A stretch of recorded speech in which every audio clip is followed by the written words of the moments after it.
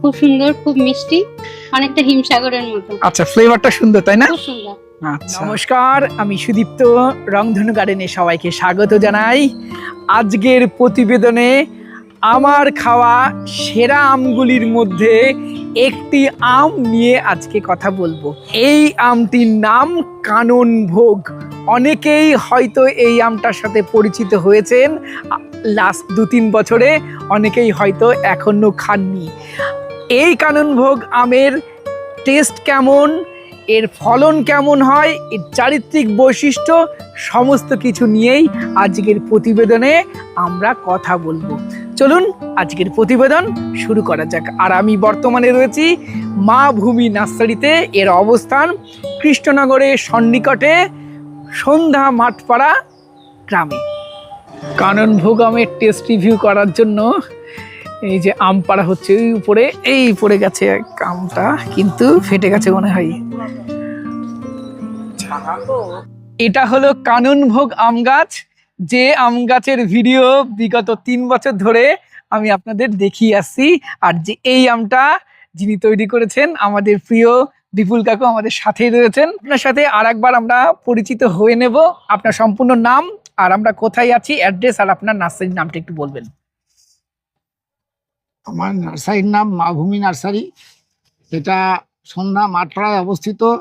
এটা Krishnanagar bus stand থেকে 3 কিলোমিটারের মধ্যে, মালদিয়া রোডের ওপরে। কৃষ্ণনগর মালদিয়া যে রোড আছে তার উপরে। আচ্ছা, আপনার ফোন নাম্বারটা বলবেন। আমার ফোন নাম্বার হচ্ছে 8250271386। আচ্ছা, এটা আপনার সেই কানন ভোগ আম। নম্বর। আচ্ছা, পাকলে তো দারুণ কালার আসে, হলুদ কালার একদম, তাই তো? এবং এটা একদম গাছ পাকা আম, এই মাত্র আমরা পারলাম। আচ্ছা, এটাও গাছ পাকা আম। এই কানন ভোগ আমটা সম্বন্ধে আমরা জানতে চাইবো, এর ফলন কেমন হয়? এটা খুবই ফলনশীল আম, প্রচুর ফলে, কিন্তু থোকাতে ধরে, তাই না? থোকা ধরে। আচ্ছা, আর প্রচুর হয়। আমাদের সমস্যা একটাই কারণ ভোগে, সেটা দেখতে পাচ্ছি, সেটা হচ্ছে যে সিজনে, অর্থাৎ মাঘ ফাল্গুন মাসে যে ফলনটা আসে, সেই ফলনটা এত ব্যাপক হারে হচ্ছে, সেটা যদি আমরা তাড়াতাড়ি না হারভেস্ট করি, না পেড়ে নিই, তাহলে দেখা যাচ্ছে যে তার মুকুল আসতে দেরি হচ্ছে বা কম মুকুল আসছে। সেকেন্ড টাইম মুকুলটা কম আসছে। ক্যামেরাটা একটু ঘোরাতে বলবো। এই যে আবার এই আম হারভেস্ট করে নেওয়ার পরপরই আবার এরকম মুকুল বেরোবে, তাই তো? এই হারভেস্ট একটু আর্লি করতে হবে, আর্লি করলে একদম মুকুল ভর্তি হয়ে যেতে গাছে। আচ্ছা, তাহলে এটা অফ সিজনেও? হ্যাঁ, কারণ হচ্ছে এটাই, প্রতিটি জিনিসেরই একটা বিয়ারিং ক্যাপাসিটি আছে নির্দিষ্ট। হ্যাঁ, এটা এমন ফার্স্ট ইয়েতে এমন বিয়ারিং মানে হচ্ছে, এত বেশি হচ্ছে যাতে করে সেকেন্ড থার্ড বিয়ারিংটা কম হয়ে যাচ্ছে।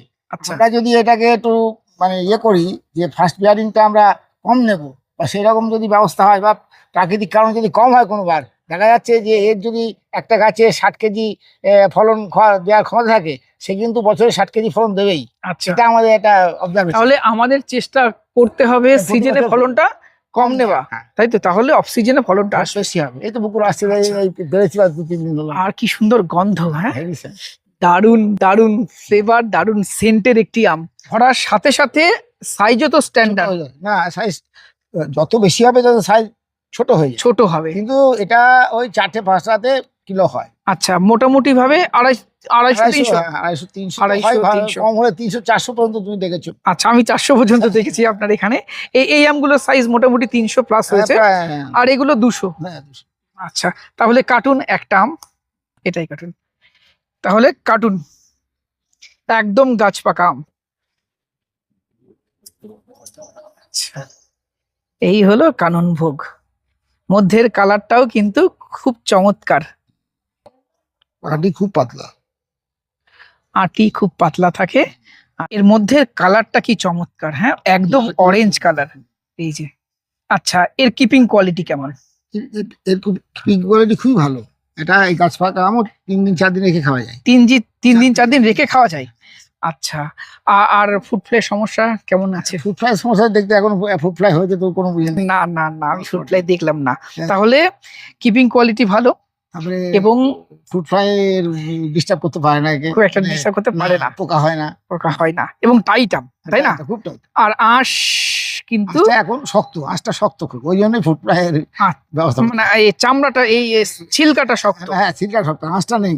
আসতে এই যে থেকে একটু বেশি কেটে বাদ দিতে হবে, তাই না? তাহলে পরে এই না হলে এই সামনেটা কেটে কষ্ট- বেশি না দিলে গলায় একটু খুসখুস করে, এটা একটু নেগেটিভিটি আছে। এবার খাই, গন্ধটা এত সুন্দর বেরোচ্ছে না, এ বেশিক্ষণ হাতে রাখা যাচ্ছে না। আটাটা বের করে দিতে হবে আর কি। চমৎকার, এত সুন্দর ফ্লেভার, ফাইবার প্রায় থাকে না বললেই চলে। আর মিষ্টি, ভীষণ মিষ্টি, কি বলেন? নিশ্চিত বটে। আর এটিএসএস কখনো মাপা হয়েছে? হ্যাঁ, 23-24। 23-24-এর কাছাকাছি।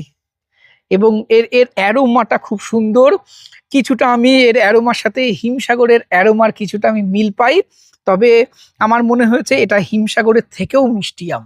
না তাহলে চারা থাকছে এর?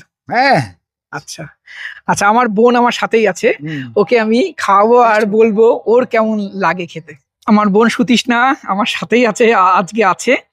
তুই খা, খেয়ে বল কেমন লাগছে খেতে।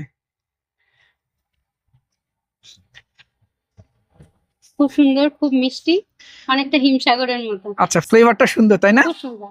আচ্ছা, আমি বহুবার নিয়ে গেছি, আর নিয়ে গেলেই এই আমগুলো ও খুব খেতে পছন্দ করে। খুব ভালো লাগে আমার। আচ্ছা, বাড়িতে লাগানো যায় এই আমটা? একদম। আচ্ছা, কাকুকে কাছে জানতে চাইবো, ছাদ বাগানে করা যাবে এই আমটা? হ্যাঁ, খুব মানে কার্যকরী হবে। আচ্ছা, খুব ভালো হবে তাই না? আচ্ছা, হ্যাঁ। চারা রাখছেন তো? হ্যাঁ, চারা আছে। কেমন দাম রাখছেন চারা? চারা আমাদের সেই 150 টাকা থেকে শুরু। 150 টাকা থেকে শুরু, তাই তো? এইবার পাইকারি যারা নেবে তাদের একটু আচ্ছা, আপনার ফোন নাম্বারটা বলুন। 8250271386। আপনার কাছে এবার জানতে চাইবো, এই আমটা কখন কখন পাকে? প্রথমবার যখন মুকুল আসবে সেটা কখন হারভেস্ট করা যাবে? সিজনের টাইমে? সিজনের টাইমে এটা হারভেস্ট করা যাবে জুন মাসের প্রথমে। জুন মাসের প্রথমে? হ্যাঁ, মোটামুটি হিমসাগরের পরপর? পরপর। আচ্ছা, তারপরে মুকুল আসবে কখন? তারপরে মুকুল আসবে মানে ওই যে টোটাল গাছে ফরেস্ট ছিল ব্যাপক, এবার পাড়া হয়েছে কিছু আছে, তা সত্ত্বেও যে মুকুল আসতে শুরু করেছে। হ্যাঁ, আচ্ছা, এই যে মুকুল আসছে তাই না? বিয়ারিং ক্যাপাসিটি অতটা নেই, এরকম ডালে থোকা থোকা মুকুল আসবে। আচ্ছা, এটা এই জুন মাসের শুরুতেই আসবে? হ্যাঁ, জুন মাস না, এই জুন মাসে আসছে তো। হ্যাঁ, এই জুনের আজকে 17 না 18? আজকে 17 তারিখ। 17 তারিখ। 17 তারিখ। জুনের 30 তারিখের মধ্যে প্রায় যে কটা মুকুল বেরিয়ে যাবে এইটার আবার যদি তারপরে আবার যদি সে বিয়ারিং ক্যাপাসিটি রাখতে পারে, থাকে তাহলে আবার জুলাই মাসের ফার্স্ট উইক আর। আচ্ছা, এগুলো মোটামুটি পুজোর আগে পাকবে? পুজোর আগে, তখন দামটা ভালো থাকবে। আচ্ছা দর্শক বন্ধুরা, আমি আপনাদেরকে আগেও বলেছি, কাননভোগ আমটা সত্যি ভীষণ ভালো।